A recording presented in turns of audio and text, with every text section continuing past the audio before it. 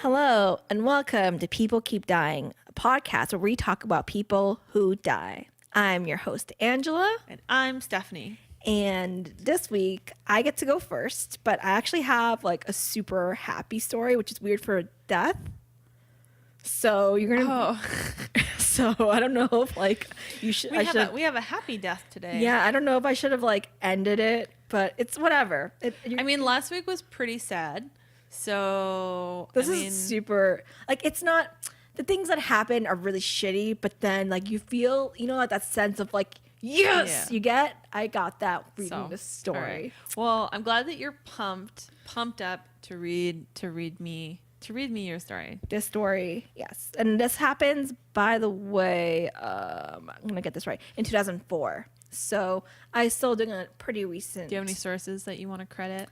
A lot of Indian times, and this happens in India. Oh, it's in Indian. Yes. So this death happens in Nagpur, India. And just so just for some clarity, in case you didn't know, India does not treat women like they are their equals most of the time. They think, Well, nowadays they're getting a little bit better. They're trying to get a little bit better, but it is a little bit more progressive. There's still acid attacks. Yes. There's still lots of rapes. Oh my God, I can't. Yes. I remember when I was younger, the first time I ever watched like a something like a special on acid attacks. That made me awful. So fucking sad. Especially like it's not even like especially like, but the one that really broke me would have been that model. There was like a model and she was so beautiful, and then like some asshole, and then there was another girl, and it was just like a random stranger in the fucking street just like walked up to her and threw basically acid just in her like face. Oh, you know what, how dare you be a woman. That's what it is. So anyways, toxic masculinity. So to better understand how something like this happens, I'm going to give you a really quick and not sufficient at all lowdown of the caste system, in case you didn't know what the caste system was. I don't know what the caste system is. So the caste system is a system that divides Hindus in a rigid hierarchical. It sounds wrong. Well, because it's a hierarchy. Yeah, hierarchical groups. It sounds like hierarchical. Hierarchical. No. Hierarchical. It sounds wrong. Did I do that? Hierarchical groups based on their karma, which is work, and dharma, which is duty. There are 5. I've never heard of dharma. That's like I've only reference karma to dharma I had was like that Dharma really that really shitty TV show. It wasn't shitty either. I remember I really liked it as a child. I think it was just before the time. Yeah. Like, because it had that guy from Criminal Minds, and so I actually did enjoy that show when I was younger. But anyways, there are 5 main castes: Brahmins, which are the priests and teachers, which are like, I'm gonna start from the top to the bottom. Okay. Kshatriyas, which I'm gonna say all of these totally butchered up because I don't know how to say them. We're gonna pronounce it the way it's spelt. And if you don't like it, then spell it the way it's pronounced. And on top of that, like, starts with a K, S-H. So, Kshatra, you know what? They're the warriors and rulers class. They're the Vishyas, which is Vaishhyas. Don't spell it. I'm just saying, like, Vishyas, which are the farmers, traders, and merchants.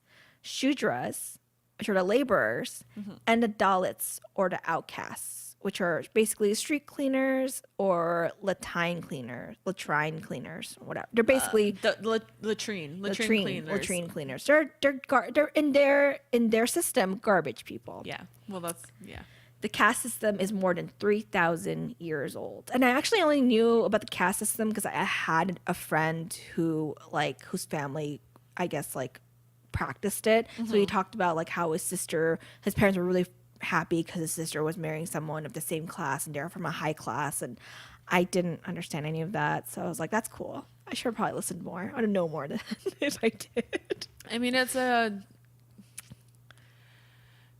interesting. Yeah.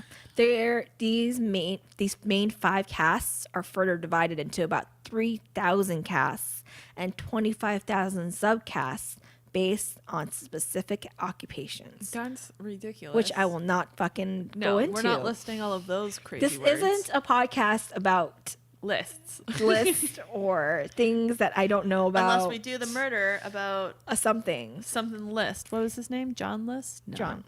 I don't know. So outside of the caste system are Ashutes.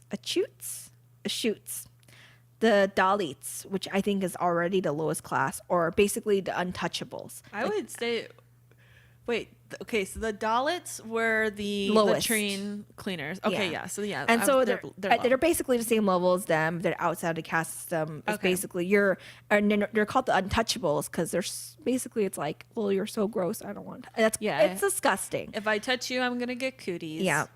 And my class doesn't deal well with cooties. The caste system dictates the hierarchy and every aspect of Hindu religious and social life. So upper and lower castes live in segregated communities in most more rural regions. They don't share water wells because you don't want to share with those people. I'm going to share with the lowlies. And people of a much higher class, Brahmins, can't accept food or drink from Shudras or lower. So the caste system is basically like, you know what? I'm so much higher than you. No. The caste system is basically a class system. Yes. Oh. But even more so, it's ridiculous. For everything, which is super rigid. And like, I understand why they didn't, like, no, I really. And you can only marry within your own caste. Yeah. Okay, but I understand why they did them. Back in the day, that's what you do. Everyone did them back in the day. Yeah. It's just that and now we're working our way out of it. This is the one thing where it gives it a name, I guess. Yeah. The system bestows many privileges on the upper caste, obviously, while sanctioning repression of the lower caste by privileged groups. Sounds like the government. In recent years, castes have become less important, and people from lower classes have found ways to hold prestigious positions. So every once in a while, you'll get someone from a really low class that just works their way up because they're smart enough and they're resourceful enough, and sometimes they lie. This does not mean caste identities don't exist. So back to my story. Okay.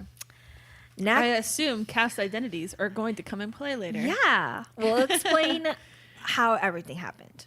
Nagpur is the third largest city in the Indian state of Maharashtra and the 13th largest in terms of population in India. So it's a big city.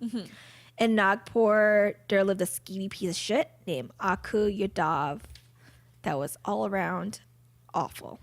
Oh, no. In some articles, he was described as a gang leader. He was known to assault and rape younger girls. Oh, that's always pleasurable. Akku didn't just rape for pleasure, but for control as well. I had bad word choice there. But thanks for playing off of it. Oh, shit. I'm going to hell. But he used the rapes to break and humiliate the community. Yeah. This was because he only raped girls within the untouchable caste. Ooh. And that's why the caste system comes up. Because who gives a shit about untouchable caste people? Nobody. No one. That's why. There were a lot of people within the community that commented on the fact that he ordered his henchmen to drag girls as young as 12 to nearby buildings to be raped, which were how he controlled the men within the community. Like, if you don't do what I tell you to do, I'm going to rape your kids, and I'm going to rape your wife, and I'm going to rape everyone. Yeah. In India, admitting to rape is taboo, and typically the victims are blamed for it. You shouldn't be surprised because this is India. So, like, if he was to be like, yeah, I raped someone, they'd be like, oh, you can't say stuff like that. Basically. How could she do that to you? What was she doing? Oh, my God, what was she wearing? And that's exactly what they say. What was she drinking? Dozens of women still felt compelled to come forward and report him, meaning that he was so bad that women who knew that the system was against them still went and did their duty and went to the police and reported them. And that's much stronger than most people. Yeah. The 300 families of Kasturba Nagar were terrorized by him as Akku barged into their homes demanding money, shouting threats, and abuse. Wow. Residents have also said that he had murdered at least 3 neighbors whose bodies were dumped on the railway this tracks. dude's just like doing whatever the fuck he wants. Because he can. He is? He's just a higher class. It doesn't say what class, but the untouchables are the lowest class. So even if you're one caste above, it's still better than untouchables. That's so. Now, a question. Maybe you know this, maybe not. Is there a hierarchy as well with the police, where like there was a branch for police for the the untouchables, and there was a branch of the police for the higher ups? Okay. The police worked for. Yeah. So I assume like if you were a police officer, you were just that was like a class portion that you were in. Could you be from like a high end class and still be a police officer? You can, but you don't want to be. Like, why would you want to be, I guess? I mean, I don't know. Yeah, see. Okay. So many said that the rape victims lived in many said a rape victim lived in every other home in the slum. That's how many people were raped in that neighborhood. Just him? By just him. Damn. The reports to the police of all these actions would go to deaf ears, and Akku had his hands in all their pockets. Mm-hmm. He bribed the local officials, obviously. Yes. And in return, they protected him. Man, that's... A woman who had reported the rape would all come back with the same story. Several were told, "You're a loose woman. That's why he raped you." Yep. Well, what does that say about him? Another was accused of having an affair with him. It wasn't rape. You were just having sex with him. Wow. On top of being ridiculed by officers, the officers would report the women back to Akku. Akku would then go visit the women, threaten to throw acid at them, rape them again, or hurt members of their families. So what do you get for going to the police for help? More violence. Yeah. Finally, fed up with all this, one of the residents, Usha Narayan, with her brother-in-law lawyer, bypassed the police and filed a complaint with the deputy commissioner. Because the local police were the ones who were corrupt. But if you go higher up, you might actually be able to get something done. And probably because she had the man. Yeah, like the brother as well, who was a lawyer, who was educated. That helps too. He probably had some connections to be able to do something like that. It was the best bet she had. Yeah. They were promised a safe haven, and word got out about the charges being placed against him. The thing was that, like, he had been charged before, but he always posted bail because they always just let him out. Yeah. People were beyond... And then he probably kills the girls, so then they don't show up, or intimidates them enough. Intimidated. So he doesn't need to kill them. He can just... Nothing happens to him. Fear is a powerful motivator. People were beyond sick of his shit at this point, and on August 6, 2004... hundreds of residents smashed his house to rubble because they were like, "Get the fuck!" Because was he inside? No, he was. Okay. He wasn't. Sorry. Okay. Akku was not home as he sensed the boiling anger and disappeared because he had heard from the grapevine and his henchmen like someone told him. And probably the police. Snitched. You know, it was the police. Probably. Yeah. After the attack, Akku surrendered himself into the custody of the police. The police had said that he would be in danger if he came back. They suggested he surrender in their care for his own safety. The very next day, he would appear at the city's district court, and 500 slum residents gathered for it. One of his henchmen passed Akku a blanket full of knives, like knives covered in blankets. The women protested after seeing, because he was basically like trying to protect himself just in case. Okay. And then the women saw what was happening, and then the henchmen were arrested, and Akku was taken back into custody because it's like, you can't do this shit. You can't get away with this. You're not in your fucking slum areas where you can get away with this kind of shit. Before leaving, Akku threatened to return and teach every woman in the slum a lesson. Ooh. And, you know... He had been. He had been. There's nothing that says that he wasn't going to do it again. Yeah. This was very likely, as every time there was any charges laid on him, he would get out on bail and continue to be a dickbag, which, yeah. Hearing that he would likely get bail again, because he had consistently before, on August 13th, 2004, around 200 women came to the court on the day of his hearing. Wow. After spotting a woman he had previously raped, he taunted her, calling her a prostitute, and said that he would do it again. The police who had been carrying him in laughed at the statement. They probably did. She took off her shoe and began to hit him, shouting, "We can't both live on this earth together. It's you or me." This is where it gets real good. Okay. The 200 women armed with vegetable knives and chili powder, were fucking over it. Chili powder? Yep, with weapons drawn and 200 very angry women. The 2 officers that were guarding him ran, and Akku was attacked by all sides. Oh my gosh. Chili powder was thrown in his face, and stones were thrown at him. Oh my god. As he tried to fight back, one woman took her vegetable knife and hacked off his penis. Damn, how did she get his penis out? Like, because they fucking ripped off his clothes. Dude, all I'm thinking about is like that chili powder inside of a wound. Like, yeah, but it was into his eyes first. It's in the case, cuts though. And then he was also stabbed another 40 times. Oh, I don't feel bad about that. Yeah, no, I mean the chili powder. Yeah, just the thought of the chili powder going into the wound. And in case you're wondering where this all happened, did I mention that this was on the shiny white marble floor of the Nagpur District Court? They did not give a fuck. They were gonna fucking kill him. Yeah. And you know what? It was one of those times when I read a murder and I was like, good. Yeah. How many women 200 women. But like how many women had he raped? Like hundreds of women. Hundreds. Or at least over 100. Yeah, so like, or if they hadn't been raped, someone in your family was raped. And that's fucking garbage. Did they kill at least 200 girls? No, they said that he may have killed 3 people. No, did they punish these women? Oh, it's so hard. Okay, to get to that point. Okay. 15 minutes later, Akku was dead and his body was unrecognizable. If you type in his name, they show you a picture of the blood stain of the white marble floor, all of his blood everywhere. No. That's the picture that shows up every time you type in his name, by the way. No. So, I mean, they blur out his body, but then it's not that hard to find pictures, unfortunately, of his dead body. Yeah, see? That's the picture that that murder scene is the picture that everyone has. It's not as much as I was. No, but they just stabbed one person. Yeah. Multiple times. It wasn't like a lot of people. They trapped him up against that. Yeah. And you know what? Fuck him. Yeah. All the power to you, ladies. The police tried to arrest 5 of the women, but the mob protested. Every woman in the slum took responsibility for the murder. They're all just like, nope, it was me. I did it. It wasn't her. I did it. Because why not? Yeah.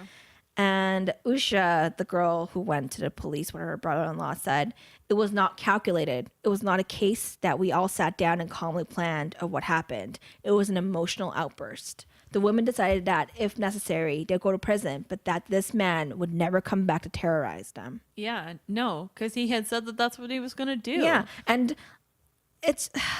Wow. After the murder, many prominent lawyers issued statements supporting the lynch mob. In circumstances they underwent, they were left with no alternative but to finish a coup. The women repeatedly pleaded with the police for their security, but the police failed to protect them. Mm-hmm. Said Justice Bavahan. I can't say these names. I'm sorry if you're Indian or you speak that language. And I'm just, Several You're doing your best as a Korean. Yes. I mean, the English language is already so hard for you. So I know, right? I was just only born here. It's not a racial statement at all. I'm going to write, Sorry, that's going to be the quote. Someone's going to hate me. You're like, cut it. No, I'm not going to cut that. I'm going to leave it in. People can hate me for my statement if they want. Several women, including Usha, were arrested and tried for murder, but by 2012, they had been released due to lack of evidence because it's hard to prove who murdered him, and you can't arrest all of them. Yeah. Smart. I mean, you could. They have in the past. So that's the end of that murder, but there is an interesting connection that I made. Okay. Akku had a nephew named Akku Yadav, 30, who had been recently acquitted of organized crime charges. Amar and his 2 accomplices worked at a tea stall in the daytime and committed thefts in the night. He had later shunned crime and switched to a normal life. After appearing in the court to depose as a witness for his uncle Akku's murder case, his body was discovered the next day. Ooh. He had been attacked at least 15 times with a sharp-edged weapon. So you think it was like... No. He was last seen with the 2 teenagers that were his former accomplices. The teenagers confessed to killing Amar during interrogation because Amar had been making sexual advances at their grandmother, who was in her 50s, and on one occasion with a knife. Wow. And they're like, fuck you. The teens cornered Amar in his usual drinking spot, and the 17-year-old stabbed Amar in the head first and then repeatedly over the body, while the 15-year-old thrashed him with an iron rod. Wow. They then dragged Amar to the other side of the market and beat him with a rod to make sure he was dead. God damn. And I wanted to add That's so aggressive on there because I thought it was important that there was a family connection of just someone else got murdered. Yeah, you type in his name and all of a sudden they're like, oh, and his nephew also got murdered. Wow, that is. I wanted to cray. give you a story that makes you feel like, you know what? Good. Well, it's so weird that you did a double murder because I'm also doing a double murder. It's not gonna be as happy. No, it's not as happy. You're not gonna feel like yes, got him. Yeah, there's no because nobody gets got. That's right, Angela. I'm ruining your life with an unsolved double murder. And I mean, it's not even a double murder. They're just two murders that happened that are both unsolved. Oh. Okay. I know. You had said recently that you didn't like that, and I was like, yes. It's like TV shows get canceled, and you're like, what happens next? And then you just scream at your TV. That's what it's like. Yeah. I have a really hard life, guys. Okay. So I'm going to tell you the story of Holly Piirainen and Molly Bish. Holly and Molly. The deaths of Holly and Molly. So on August 5th, 1993, 10-year-old Holly Piirainen and her younger brother, Zachary, who was 5 at the time, were visiting their grandparents in Sturbridge, Massachusetts, while their parents were at work. Sorry. And the neighbors, the grandparents' neighbors, apparently had their dog just had a litter of puppies. And so Holly and her brother Zachary had gone out to go look at the new puppies that had just been born. However, along the way, Zachary had gotten scared by another dog and had run home. Mm-hmm. And then when he got home, his dad was like, hey, like, go fetch your sister, go get her. Yeah. Bring her back. We're going to go. And when he went to go get her, she was gone. And all that remained was one little red shoe by the side of the road. And because this was a small town, I think there was like 3,000 people, word spread really quickly, devastating the whole town. News spread even quicker, and hundreds of people from the 3 surrounding states signed up to come and look for little Holly. They scoured the forests and neighboring towns, and almost 3 months later, in Brimfield, Massachusetts, a little over 8 miles away from where she was abducted, poor little Holly's remains were discovered by some hunters. And while the police were able to collect some DNA evidence around the area, unfortunately, there wasn't very many leads, and the case ends up going cold. Until January 2012, when the police start to reinvestigate the case, because now we've got like 21st century. We can now do our DNA evidence. We can now do our DNA testing, and they run the tests, some DNA testing on some of the items that they had previously collected, and they get a positive DNA match to a Mr. David Pulio. And David was a outdoorsy guy who liked hunting and fishing and was extremely familiar with the area. The only problem is that David had already died.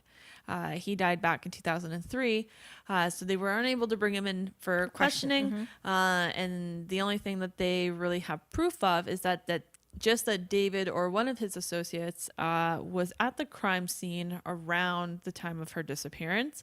So the police put out some feelers for people associated with David that might be able to give any information about his whereabouts between 1993 and 2003 when he died, listing him as a person of interest, but not a suspect. But unfortunately, nothing turns up, and the case runs cold again. And we're going to deviate a little bit to our other murder, which is Molly. So Molly was a 16-year-old lifeguard in Warren, Massachusetts, and on June 27th, 2000, her mother Maggie drove her to her shift as a lifeguard at the pool. Several hours later, the police contacted Maggie to tell her that no lifeguard had been on duty at all, and that Molly's belongings had been left unattended at her station. So basically what happened is Maggie's Maggie drops Molly off, and she goes over. She puts her stuff down, and 25 minutes later, a mother and her daughter, that like pedestrians or something, had said, hey, like there's no lifeguard on duty. And then the lifeguard manager came down, or the manager came down, and they're just like, well, her stuff is here, they don't know where she is. And it really wasn't like Molly, they weren't worried. Oh, okay. Yeah, it wasn't like Molly to not show up for her work. She liked her job, so they immediately called the police, and that's good. Missing persons was put out immediately. So Maggie files a missing persons report, and she informs the police that the day before she had seen a suspicious man with a mustache in a white car parked in the lot of the beach where Molly's lifeguard post was located. But she didn't see the stranger when she had dropped Molly off that morning. However, another witness reported seeing a man matching the description standing in the pond's parking lot shortly before Molly had arrived, and another witness reported that he had seen a similar car parked at the cemetery connected to the pond by a path. An extensive search was immediately launched, and it would end up becoming the largest and most expensive search for a missing person ever taking Massachusetts. In the fall of 2002, a hunter sees a blue bathing suit in the woods, and the following year, after a private detective had gone and was doing some research and investigating, he mentions it in passing about that he had seen a blue bathing suit one time. And the next year, in June 9th, 2003, Molly's body is discovered 5 miles away from her home.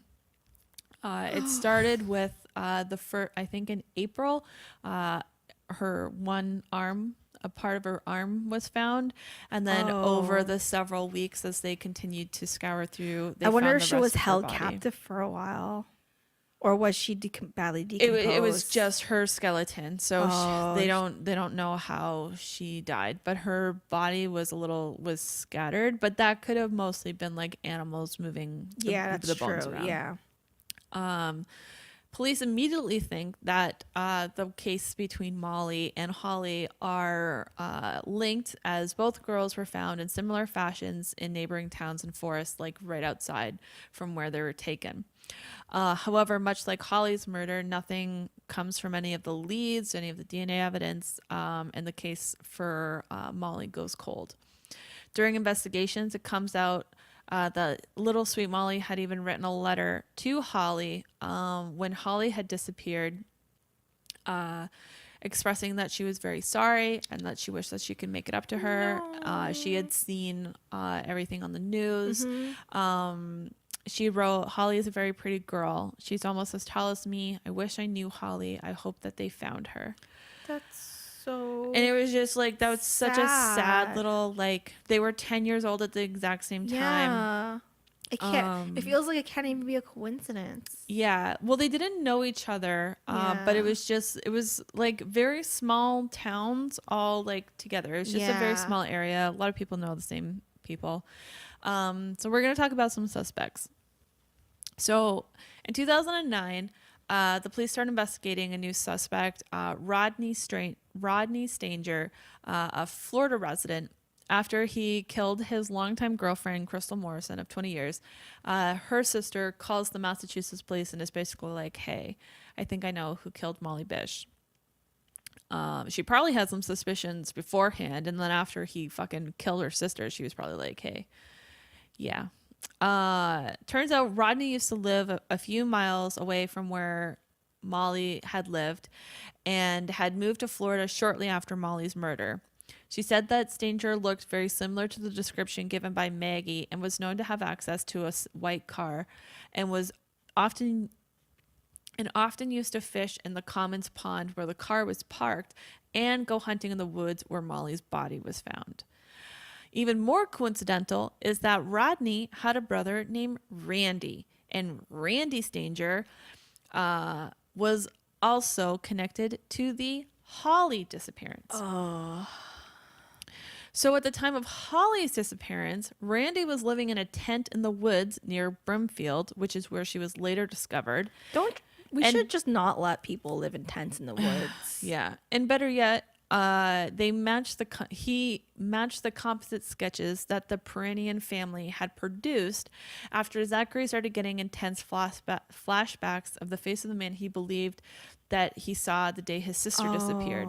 And this was like years later. So she disappeared in she disappeared in 1993, and then in 2005 he started getting like really bad flashbacks. The repressed memory. Yeah, exactly. And so they went and got these sketches produced in 2005, and they didn't even see his face, Randy's face, until 2009. Wow. And it like shocking comparison in terms of the photo. I have them. I'm gonna send them to you later so that you can post them like all the on the information, Instagram. I didn't take notes this time. Yeah. No. So that was one connection to both murders. And another man that was linked to both murders was Robert Arms. And he was a day laborer from the same town where Holly disappeared, and apparently was acting very suspicious after Holly's disappearance. He went and bought new boots the day of, and then he got rid of his car that he had been driving, which was a pickup truck. And it was, so the grandmother basically lived at the end of a street. Like there was a couple of more houses down, but it was the end of a street. So any person that would drive past that house would have had to have turned around. And the only vehicle that they had seen that day was a truck.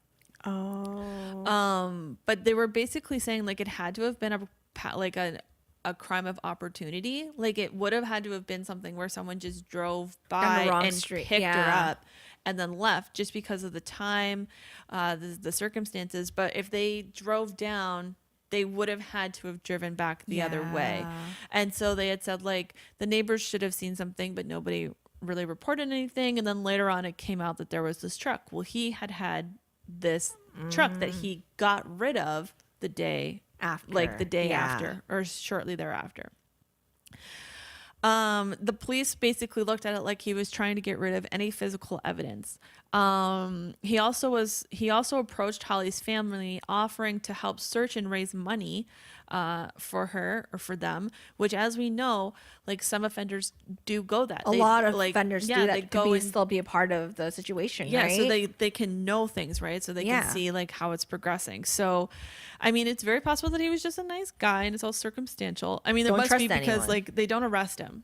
They must not have had enough evidence. There's not. No, they don't have enough evidence in any of them to make any arrests in these murders. So he even went to the press and declared himself a suspect, even though the police hadn't like announced that he was, and that he denied having any involvement, saying that I have a clear conscience and I don't need to confess to something that I didn't do to have a clear conscience. Why? And it's just like, who goes on national TV and says that? Like, so attention seekers. Yeah, I mean, some people do confess to crimes that they haven't committed. Like I told a story just a couple weeks ago where someone had done that. So it happens in that new Netflix series as well.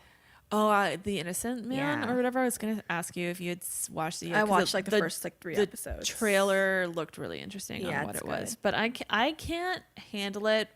False confessions happen. When people coax out false confessions, it makes me really uncomfortable because it's just like that could happen to anybody. Of mentally ill people as well, because they'll admit to anything. Like the Brandon Dassey confession tapes, like those were so painful to watch. Okay. So when the police, he was like going to the press and saying all this before the police had gone to talk to him. And then when the police did question him, they weren't able to establish an alibi for the day that Holly disappeared. And then he failed a lie detector test. Come on. But somehow they never arrested him because they lacked sufficient evidence. And then with Molly's case, the only thing that kind of connected him there was that witnesses placed him in the area during the week of the disappearance, where they were just like he was in the area. And he vaguely resembles the first sketch of the white car man that Maggie's mom had drawn up. So he's still a person of interest at the time of that article was being written, but as of 2018, no arrests. So maybe he is, maybe he's not. there's no proof. That's the big thing. That's always the problem with these kinds of things. If there's no proof, you can't convict. Yeah. So apparently you can't just arrest people. You have to have They proof. do it all the time if you're not white. No, is that bad to say? Yeah. I was gonna say, well, maybe not in murder cases, but no, definitely more in murder cases, because it's usually the cops doing the murder of the non-white people. But it's different. It's not different. No, in their opinion, it's different. Oh yeah, that's what I'm saying. It's different because yeah, you know what I mean. And then a third person that they had linked to both murders was Gerald Battistoni, and this dude was a real piece of shit. He was he was a convicted pedophile and rapist who apparently had a penchant for 10-year-old girls. Ew. He would ask his wives, because he had a few, to put on child's underwear, dress and act like kids. Sometimes he would ask them to pretend that they were 10 years old. One of his wives even said that he also demanded for her to refer to herself. Who married him? Refer to herself as the name of the girl that he was convicted of raping. Ew. That's twisted. To me, that was like, there's a lot of twisted shit in that whole part. Obviously. But like, to have your wife call herself the name of the victim that you raped, like, that's... Who marries these types of people? Exactly, Angela. And they procreate with them sometimes, and I can't. Yeah. I can't. So don't get married. I'm married, but don't get married. Don't get married. You never know anybody. No. So a private detective named Daniel Malley discovered that Gerald had been familiar with both areas where the girls had been abducted. He looked eerily similar to the composite sketches for both of them. And when it got released to the papers and the news that Gerald had been linked to both murders, he attempted suicide in jail by slicing his own throat. They should have just let him die. Because he was in jail for the rape and stuff of the 10-year-old and the 13-year-old. I mean, it's one of those things where like he probably did it, but we can't prove it. Realistically, like, I think it makes sense where all of them did it. Like, maybe not the brothers, like Rodney and Randy. Yeah. Like, I like them because they're pieces of shit. But like the guy that was acting weird afterwards, like Robert, I definitely feel like Robert probably did one. I feel like this guy who already is super weird about 10-year-old girls. Yeah. He doesn't want to live anyways, regardless if he did it or not. So let's just. Yeah. What does that mean? So he tried to slice his own throat. Unfortunately, he failed. He failed, but he ended up dying a little bit later in 2014 from just a little illness in jail. He just I was hoping someone stabbed him to death. And they don't like pedophiles in jail, by the way. They so I'm surprised someone didn't fucking get him. Which is probably why he tried to kill himself, because he's like, holy shit, like, here's another fucking thing.